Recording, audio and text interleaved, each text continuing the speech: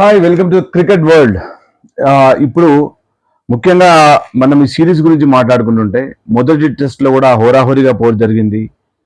So తగ్గఫర్గా ఆడారు. ముఖ్యంగా India సీనియర్లు లేరు అనే ఒక ప్రాబ్లం కనిపించలేదు. సో జూనియర్లు అయినా కానీ ఎక్స్ట్రాడనరీగా ఆడారు.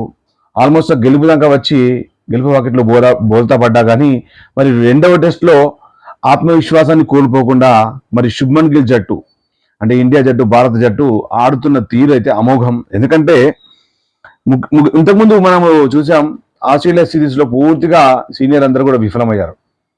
అటు ఇంకా రోహిత్ శర్మ అయితే ఫిఫ్త్ టెస్ట్ లోపల డ్రాప్ అయ్యారు తనకు తానే. విరాట్ కోహ్లీ అయితే అలాగే కొనసాగించాడు. తక్కువ రన్లు కొట్టిన ఒక సెంచరీ కొట్టిన తర్వాత కూడా అతను రాణించలేకపోయినాడు. రవీంద్ర జడేజా రాణించలేదు, అశ్విన్ రాణించలేదు, అశ్విన్ రిటైర్డ్ అయిపోయాడు. బట్ రవీంద్ర జడేజా ఈ సిరీస్ లో బ్యాట్ తో హోమోస్తరుగా రాణించిన అతను బాల్ తో మాత్రం అంతగా రాణించిన దాఖలాలు లేవు. అలాగే అతను బ్యాటింగ్ తో కూడా ఇది ఒక్కటే ఇన్నింగ్స్ అంతేగాని అంతకుముందు ఉపయుక్తమైన స్కోర్లు కూడా ఆస్ట్రేలియాలో సాధించలేదు.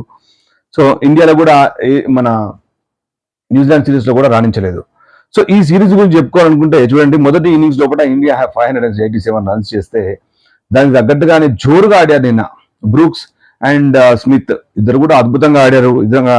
ఒక విధంగా చూస్తే అక్కడ ఈ మ్యాచ్ ఏమవుతుంది, ఇంకా ఇంగ్లాండ్ 600 రన్స్ కొడతారా ఏమైనా అనిపించింది. హరీబ్రూక్ 234, బాస్ లోపల 158. అలాగే జేమీ స్మిత్ అయితే ఆకాశమే హద్దుగా చెలరేగాడు. 184 రన్స్ తో నాట్అవుట్ గా ఉన్నాడు.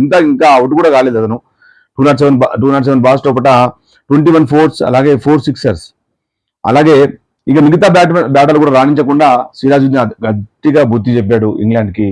అద్భుతంగా బౌలింగ్ చేసి ఇద్దరు బౌలర్లు, ఒకటి సిరాజుద్దీన్, 2 ఆకాశ్దీప్, వీళ్ళిద్దరు మాత్రమే. సిరాజుద్దీన్ 6 వికెట్స్, ఆకాశ్దీప్ 4 వికెట్స్ మాత్రమే తీశాడు. మిగతా బౌలర్లకు అసలు బౌలింగే అసలు ఏమాత్రం కుదరలేదు. వాళ్ళెవరు కూడా చక్కగా బౌలింగ్ చేయలేదు. ముఖ్యంగా సిరాజుద్దీన్ అలాగే ఆకాశ్దీప్ అద్భుతంగా బౌలింగ్ చేశారు. అలాగే మిగతా బౌలర్లను కూడా ప్రసిద్ధ్ కృష్ణ అయితే మరి కంప్లీట్ గా విఫలం చెందాడు. అతను ఐపీఎల్లో రాణించాలని తీసుకెళ్లారు కానీ అతను పూర్తిగా విఫలం చెందాడు. హర్షిత్ రాణా అద్భుతంగా బౌలింగ్ చేస్తున్నాడు. పొడగారి బౌన్సీ వికెట్ల మీద మంచిగా వేస్తాడని చెప్పి ఆస్ట్రేలియా తీసుకెళ్లారు. 2 మ్యాచ్లు ఆడించారు. అతను 4 వికెట్ తీశాడు. అతనికి ఆ 2 మ్యాచ్లోనే పక్క కూర్చోబెట్టేశాడు.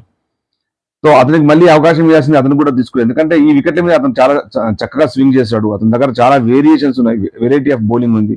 Harshit Rana very useful. ఈ మధ్యనే అతను మరి ఇంగ్లాండ్ టూర్ లో ఉండగానే అతన్ని ఇండియా టెస్ట్ టీమ్ తోటి ఒక మ్యాచ్ ఉంచారు. తర్వాత మళ్ళీ అతన్ని రిటర్న్ పంపించేశారు. సో ఈ మ్యాచ్ విషయానికి వస్తే ఇప్పుడు ఇండియా 237 ఫర్ 4 ఉంది. అటు గిల్ ఆడుతున్నాడు. ఇప్పుడే పంత్ అవుట్ అయ్యాడు. వేగంగా ఆడే ప్రయత్నం లోపల పంత్ అవుట్ అవ్వడం చూసాం. ఆ తర్వాత ఈ సిరీస్ అంటే ఈ వికెట్ చాలా నెమ్మదిగా ఉంది. ఈ వికెట్ ఎట్లా అంటే ఆల్మోస్ట్ ఇండియన్ వికెట్ లాగా ఉంది. పూర్తిగా బ్యాటింగ్ ట్రాక్ ఉంది. కనీసం 530, 540 రన్స్ కానీ ఇంగ్లాండ్ ముందర లక్ష్యం ఉంచితే కానీ ఇండియాకి ఏమైనా అవకాశాలు ఉండవు. లేదంటే 450, 400 అయితే వాళ్ళు అరవకొక ఛేదించే అవకాశం కూడా ఉంది. ఇప్పటి వరకు అయితే 417 రన్స్ లీడ్ లో ఉంది ఇండియా. సో ఈ సిరీస్ గురించి మనం ముందుగా మాట్లాడాలనుకుంటే మాత్రం ముఖ్యంగా శుభ్మన్ గిల్, అతని సిరీస్ ముందు 17 యావరేజ్ ఉంది ఇంగ్లాండ్ లోపల.